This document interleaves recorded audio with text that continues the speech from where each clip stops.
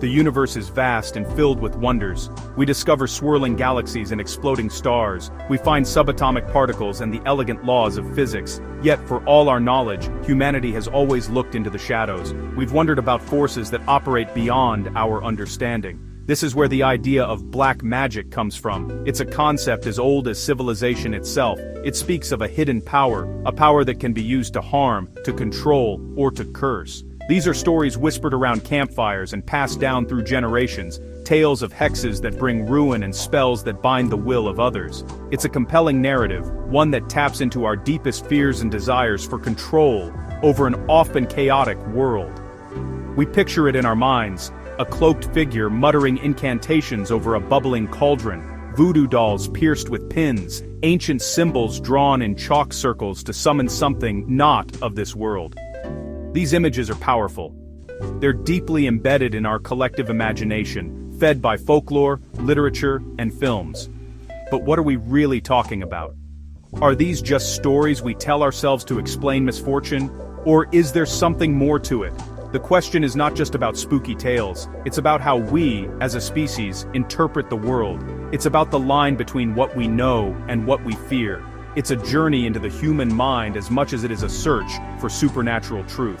This exploration takes us on a cosmic journey, not through space, but through time and belief. We'll travel back to the dawn of civilization. We'll see how ancient cultures tried to make sense of suffering and injustice.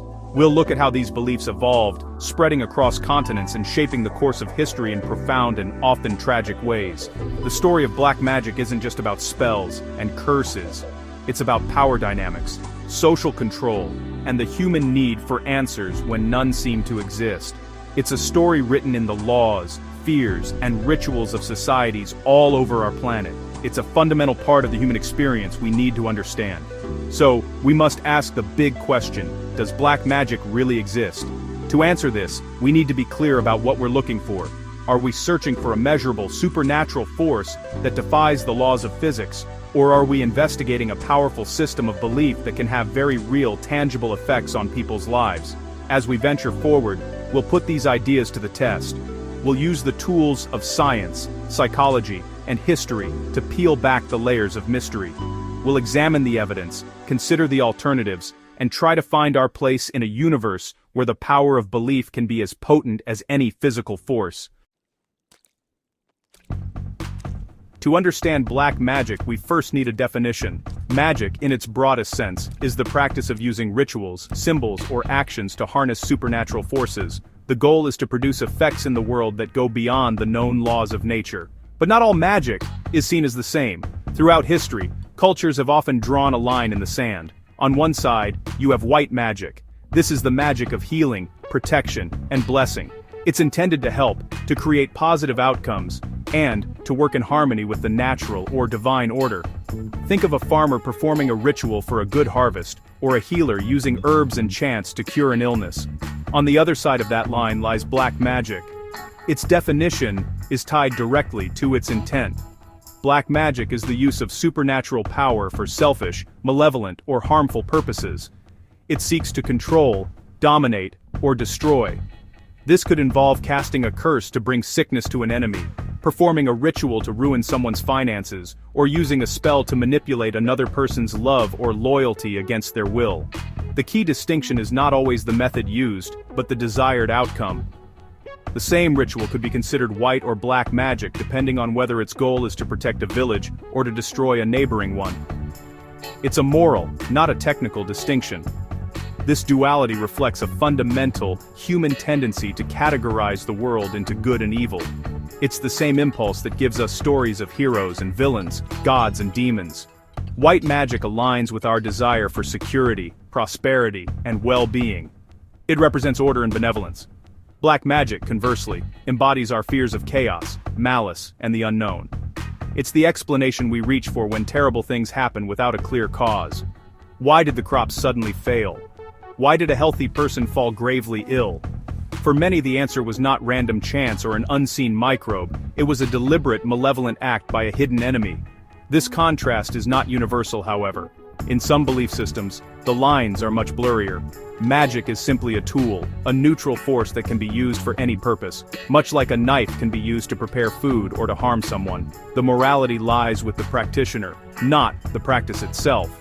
Yet, the popular concept of black magic has persisted because it provides a simple and powerful narrative. It gives a face to misfortune and a name to the anxieties that haunt us. It transforms random suffering into a targeted attack, which, in a strange way, can be more comforting than the idea that the universe is simply indifferent to our fate. The belief in black magic is not a modern invention. Its roots stretch back to the very first civilizations. In ancient Mesopotamia, the cradle of writing and law, people lived in constant fear of malevolent sorcery. They believed that witches and sorcerers, known as Kash-Shapu, could inflict illness, financial ruin, and even death through curses and incantations. To protect themselves, they relied on counterspells, amulets, and official exorcists who would perform elaborate rituals to drive away the evil. Clay tablets inscribed with these anti-witchcraft rituals are some of the oldest written documents we have, showing just how central this fear was to their daily lives and worldview. Moving across the ancient world, to Egypt, we find a similar story. The Egyptians had a highly developed system of magic, known as Heka. It was an integral part of their religion and medicine, but they too distinguished between its uses. Magic could be used by priests to protect the pharaoh and the state, a form of divine, protective magic, but it could also be used by individuals to curse their enemies. Curses were written on papyrus or inscribed on execration texts, small figurines or pottery shards representing an enemy. These objects were then ritually smashed, buried, or burned in the belief that this symbolic destruction would cause real harm to the target. The fear of dark arts reached a fever pitch in medieval and early modern Europe. The Christian Church, which had once tolerated folk magic, began to see it as a direct threat. Magic was reframed as diabolical, a pact made with the devil in exchange for supernatural powers. This reinterpretation laid the groundwork for the great witch hunts that swept across Europe and later, the American colonies. Accusations of maleficium, harm caused by witchcraft, led to mass hysteria, brutal interrogations, and the execution of tens of thousands of people, most of them women. Belief in black magic was no longer just a folk superstition, it was a state-sanctioned crime punishable by death. This pattern is not unique to the West. In many parts of Africa, belief in witchcraft and harmful magic remains a powerful social force. Curses are believed to cause everything from infertility to business failure. Similarly, in the Caribbean, practices like voodoo and obeah, which have their roots in West African traditions, are often misunderstood and sensationalized as forms of black magic, though their actual purpose is complex and multifaceted. In South Asia, fears of the evil eye, or nazar, or curses cast by sorcerers, called jadoo, persist, leading people to seek protection from spiritual healers and wear amulets. These beliefs are woven into the cultural fabric, influencing how people understand success, failure, illness, and death. Belief in black magic was never just a private fear. It was a powerful social engine that shaped laws, communities, and human behavior on a massive scale. In societies that lacked scientific explanations for disease, crop failure, or natural disasters, sorcery provided a convenient scapegoat. It transformed unpredictable chaos into a deliberate act of malice. This had a profound effect on social dynamics. When a child fell ill or a cow stopped giving milk, the community didn't look for a virus or poor nutrition. They looked for a witch. This process turned neighbors into suspects and personal rivalries into accusations of supernatural crime. This mechanism of blame often served to reinforce existing social hierarchies and marginalize the vulnerable. The people most frequently accused of witchcraft were those on the fringes of society, poor elderly women, social outcasts, or individuals who challenged community norms. Accusations were a tool for enforcing conformity. If you were different, if you were disliked, or if you simply had the misfortune of being nearby when something bad happened, you were at risk. The fear of being accused of black magic pressured everyone to stay in line, to adhere to religious and social rules, and to not stand out. It was a potent form of social control, maintained by collective fear. The legal systems of many societies were built to accommodate these beliefs. In ancient Babylon, the Code of Hammurabi included laws addressing witchcraft. If a man accused another of sorcery but could not prove it, the accuser would be put to death.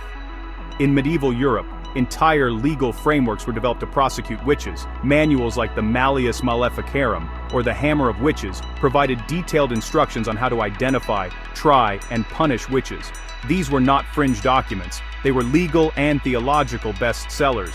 The belief in black magic was codified into law, giving the state the authority to execute its own citizens based on supernatural claims. Even beyond the courtroom, this belief system dictated everyday actions. People invested time, money, and emotional energy into protective measures. They bought amulets, paid for exorcisms, and performed complex rituals to ward off evil. This shaped local economies and created roles for specialists like witchfinders and cunning folk who offered both curses and cures. Daily life was a constant negotiation with unseen forces. People avoided certain places, mistrusted certain neighbors, and interpreted every stroke of bad luck through the lens of potential magical attack. The world was not a stage of atoms and energy, but a battleground between light and darkness. From a scientific perspective, the universe operates according to physical laws. These laws are consistent, measurable, and predictable. We can send a spacecraft billions of miles to a distant planet with stunning accuracy because we understand the law of gravity. We can vaccinate billions of people against deadly diseases because we understand biology and chemistry.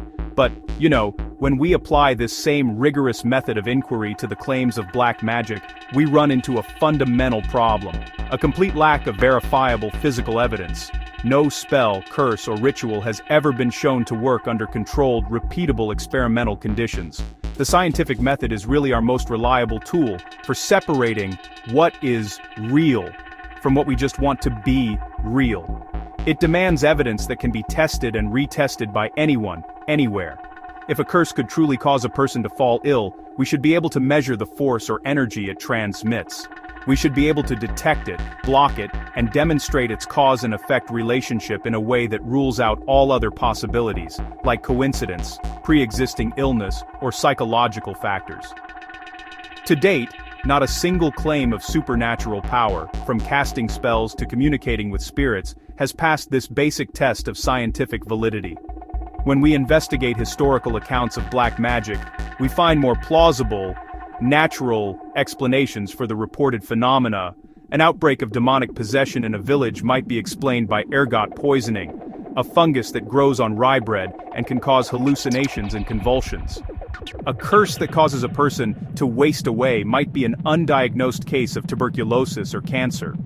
A string of bad luck attributed to a hex is more likely the result of statistical probability and confirmation bias. We remember the hits and forget the misses. Science does not deny that these events happened. It simply offers an explanation rooted in the natural world, not the supernatural.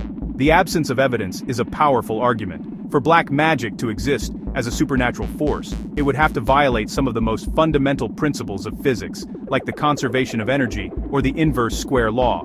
It would mean there is a hidden force in the universe that only a select few can control. Yet it leaves no trace for our most sensitive instruments to detect. While science does not claim to know everything, the burden of proof rests on those making the extraordinary claim. Until a spell can be cast, and its effects measured in a laboratory, the scientific conclusion must be that black magic, as a force outside of nature, does not exist. If black magic has no physical basis, then why does it seem to work?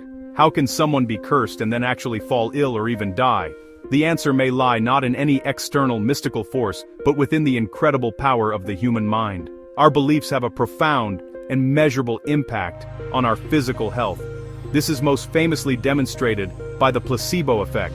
When a patient is given a sugar pill but is told it is a powerful medicine, they will often experience real physiological improvement. Their pain subsides, their symptoms lessen, all because they believe they are being treated. The mind's expectation of healing can actually trigger the body's own healing mechanisms. But the placebo effect has a dark twin, the nocebo effect. Nocebo is Latin for "I will harm," and it describes a situation where a negative belief or expectation leads to a negative outcome. If a doctor tells a patient they might experience nausea from a medication, the patient is more likely to feel nauseous even if they received a placebo. Now let's apply this to black magic. If you live in a society where the power of a curse is an undisputed fact, and you believe you have been cursed by a powerful sorcerer, your own mind can turn against you. The constant anxiety, fear, and stress can wreak havoc on your body. This is not just a psychological trick, it has real physiological consequences. Chronic stress floods the body with hormones like cortisol, which can suppress the immune system, increase blood pressure, and disrupt normal bodily functions. A person who believes they are cursed might stop eating, sleeping, or taking care of themselves. They may withdraw from their community, deepening their despair. Their immune system, weakened by stress and neglect, becomes more vulnerable to infection. A common cold or a minor illness that they would normally fight off can become life-threatening. The curse did not need a supernatural force, the belief in the curse was enough to do the harm. This phenomenon, sometimes called voodoo death or psychogenic death, has been documented by anthropologists and physicians. It's an extreme example of the Nocebo effect, where the absolute certainty of impending doom, supported by the victim's own beliefs and the beliefs of their entire community, can lead to a complete physiological collapse. The person does not die from magic, they die from fear. It is a terrifying demonstration that our beliefs are not just abstract thoughts, they are powerful biochemical events in our brains that can shape our reality, for better or for worse. The magic is not in the spell, it is in the belief.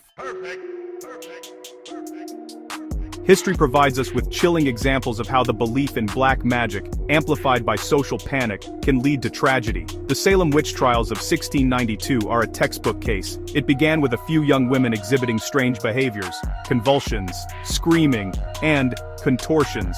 In a community steeped in puritanical fear of the devil, the diagnosis was swift witchcraft. The girls began naming their supposed tormentors, and a wave of mass hysteria engulfed the village. Accusations flew, fueled by pre-existing neighborhood disputes, property squabbles, and social anxieties. The belief in black magic provided the framework for a social meltdown. The legal system, far from being a check on the hysteria, became its instrument. The court accepted spectral evidence, testimony from victims who claimed to have been attacked by the accused person's specter or spirit. This was, by its nature, impossible to disprove. Once the engine of accusation was running, it was nearly impossible to stop. Denying the charges was seen as proof of guilt, while confessing and naming others was often the only way to save oneself. By the time the madness subsided, more than 200 people had been accused and 20 were executed. The witches were not real, but the deaths most certainly were. This pattern of belief leading to real-world harm has not vanished in the modern era. It has simply adapted to new technologies. Today, accusations of black magic can spread like wildfire on social media platforms. In some parts of the world, a rumor or a doctored photo on WhatsApp can lead to mob violence. A person accused of being a sorcerer online can be ostracized or even physically attacked by their community. The platform is new, but the underlying psychology is the same as it was in Salem: fear, scapegoating, and the rapid spread of misinformation within a closed belief system. The digital world has become a new cauldron for brewing ancient fears. Furthermore, the belief in black magic creates opportunities for modern-day charlatans and scammers. They prey on the desperate and the fearful, offering to remove curses or cast spells for exorbitant fees.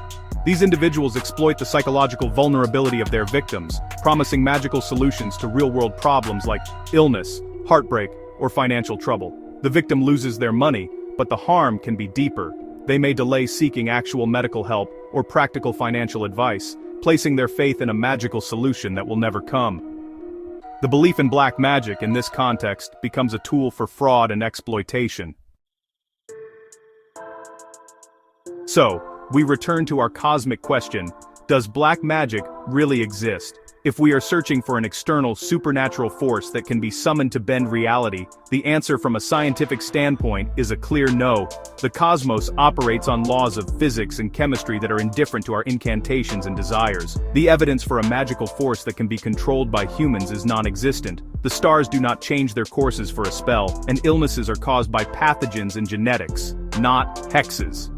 In this sense, black magic is a fiction, a grand story we tell ourselves. However, if we ask a different question, is black magic real? The answer becomes more complex.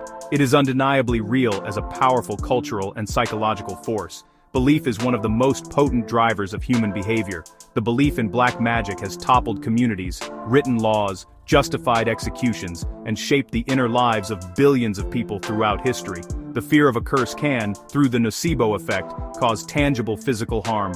The belief in sorcery can motivate a mob to violence. In this context, black magic is very real. Its effects are written in the blood and tears of history and are still being felt today. This distinction is crucial.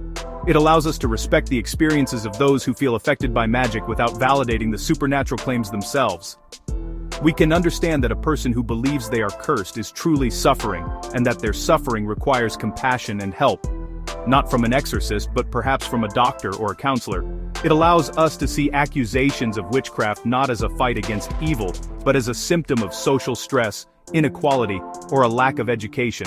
We move the problem from the realm of the supernatural to the realm of the human, where we actually have the tools to solve it.